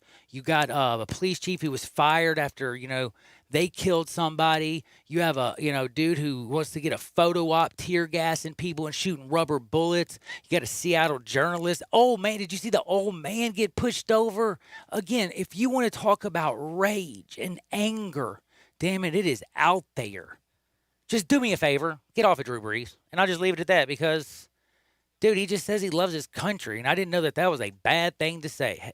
Listen, I love my country because you know what? I know it's going to be better, and we can do better. And the ideals behind it are about being better. Take me to Hardwood. This is Access Hardwood. Ha. Now, I got to tell you a little something that's really interesting. The Lakers, the Brooklyn Nets, also got the Clippers, you got the Phillies, you got Portland. Now, I've mixed it up just a little bit, not much. But I want you, because those are the ones I really looked through. These are all now because of certain situations. I look at 5 teams that truly benefited from this.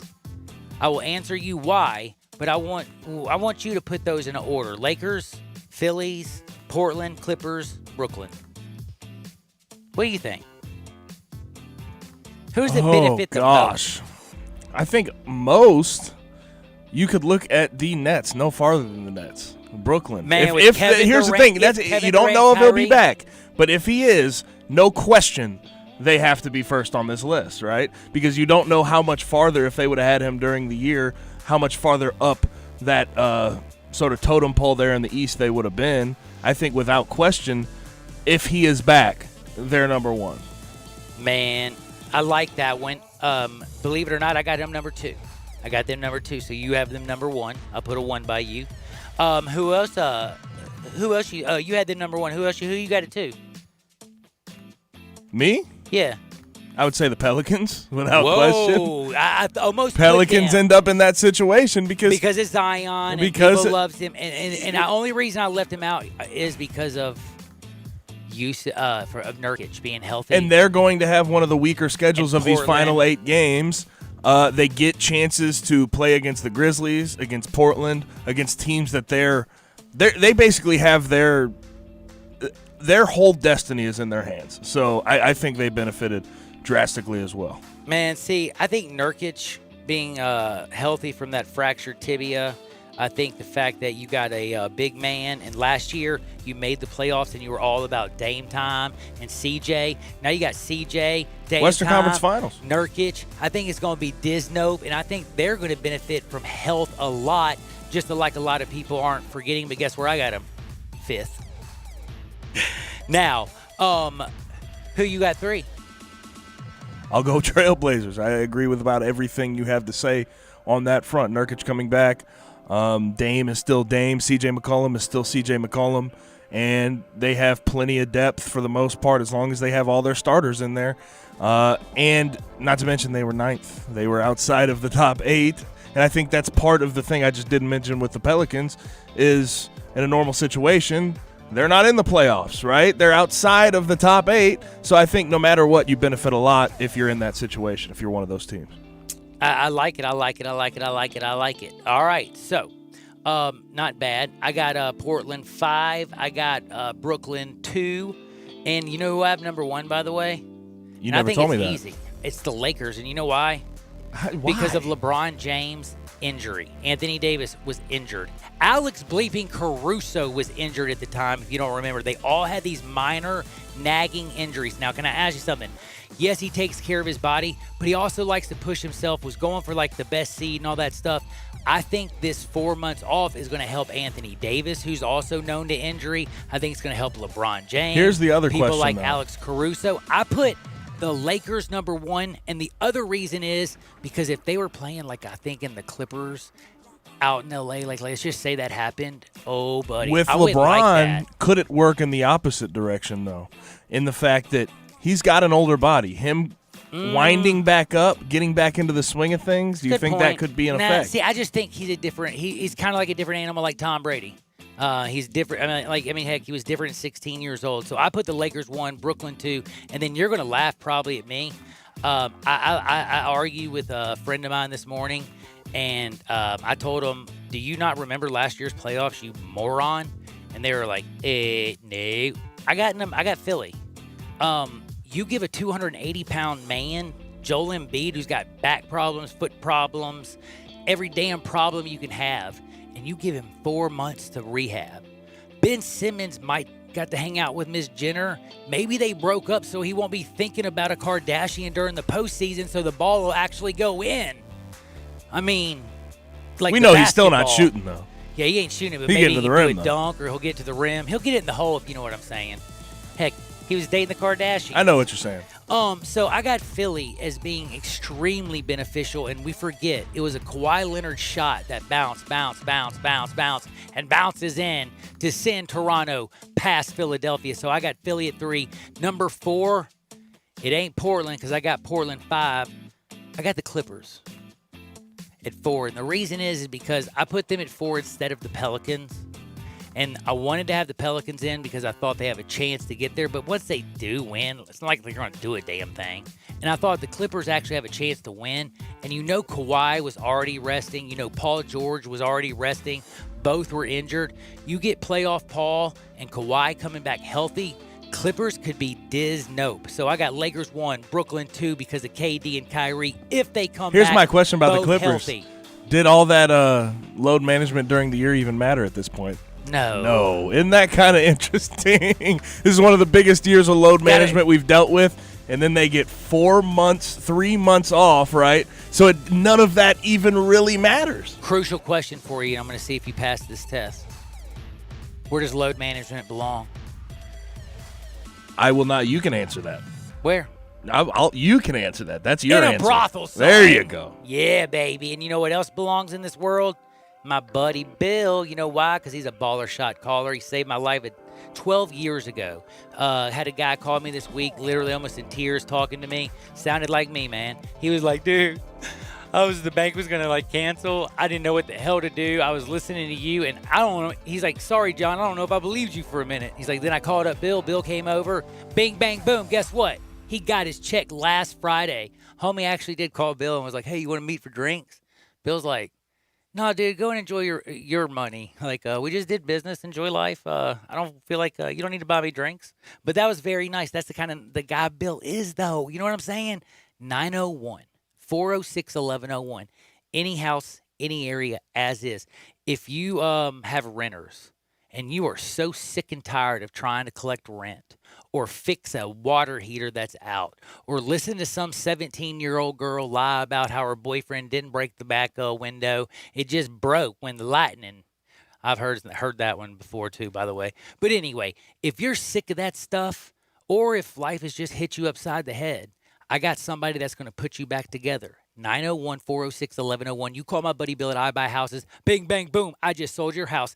Thank me on the other side. Sports 56, 96.1, 87.7 FM. Start your day with Sports 56 Mornings with Peter Edmiston and CJ Hertz. Right here on Sports 56, 96.1 and 87.7 FM. We are real sports talk. Sports 56, 96.1 and 87.7. Available on your radio dial at 560 AM, 96.1 FM, and 87.7 FM. As well as online around the world at sports56whbq.com. Take us with you everywhere on your phone or tablet by downloading the Sports 56 app. And at home, tell Google or Alexa to play Sports 56. Wherever you are, stay tuned to real sports talk. Sports 56, 96.1 and 87.7. I've always wanted to learn another language, but every time I try, it never sticks.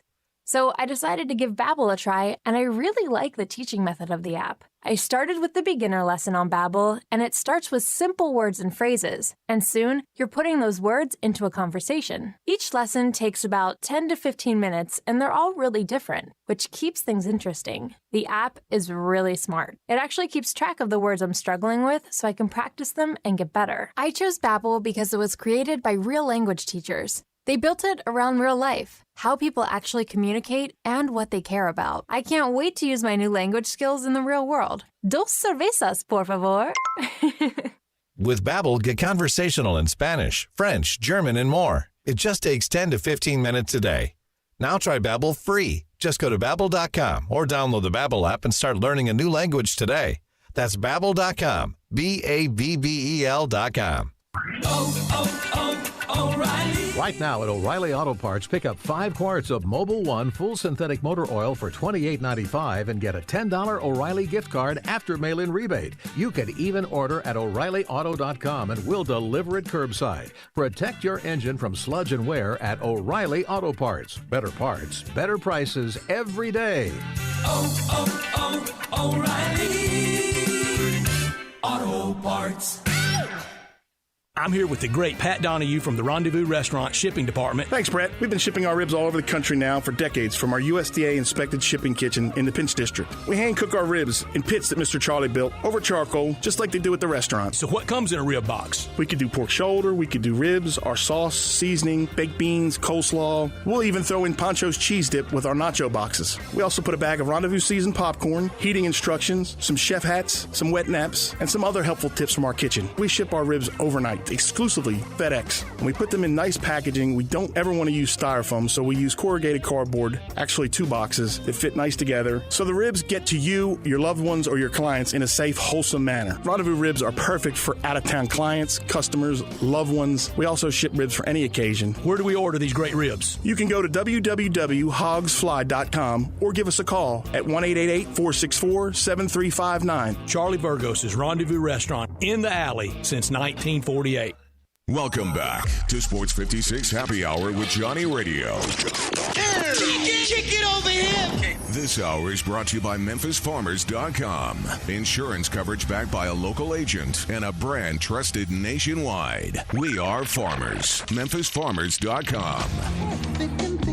I'm your pusher man. Man, I am your pusher man. Welcome back to Sports 56 Happy Hour with your good buddy Johnny Radio and Gabe Kuhn. And let me tell you a little secret. As we're pushing you through this day, Wolo and Stats, they're going to get you through 3 to 6. But I'm going to remind you, through the weekend or throughout life, something's wrong with your roof, thank me. 901-867-0303. That's right, 901-867-0303. Can you sing it? It's like 901-867-0303. Was that good? It's all right. Should be a song. You're not bad. Dude. You're not bad. Have you done this before? Nah, not really. But I'm gonna keep practicing. Can you play an instrument? No. Oh yeah, I can. What?